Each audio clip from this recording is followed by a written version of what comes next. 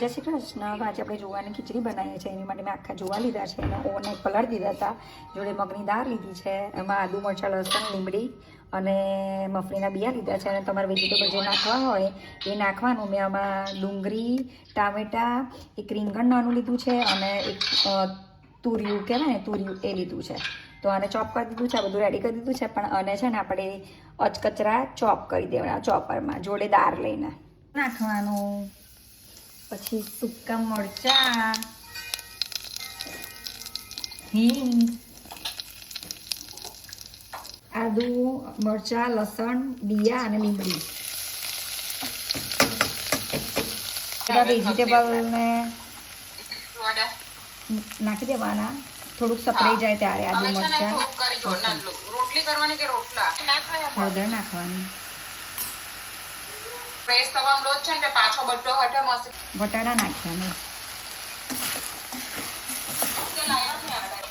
વઘારેલી ખીચડીનો મસાલો થોડોક નાખવાનો અને મીઠું નાખવાનું સ્વાદ મુજબ.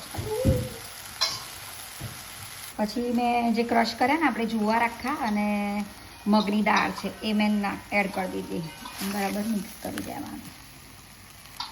હળા નાખી દીધા, બરાબર મિક્સ કરી દેવાનું અને પછી પાણી રેડી દેવાનું.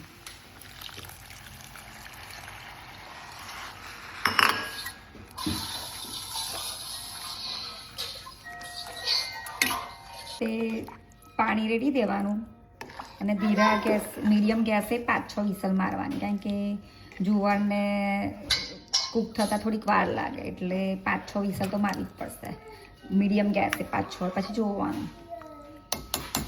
તો ખીચડી રેડી થઈ ગઈ છે. તો આવી દેખાય છે, જોયું?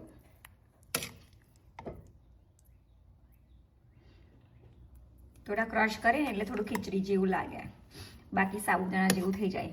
તો ક્રશ ના કરો ને તો મસ્ત છે. અને જોડે છાશ. તો ટ્રાય કરજો, બનાવજો. ઓકે, જય શ્રી કૃષ્ણ, બાય.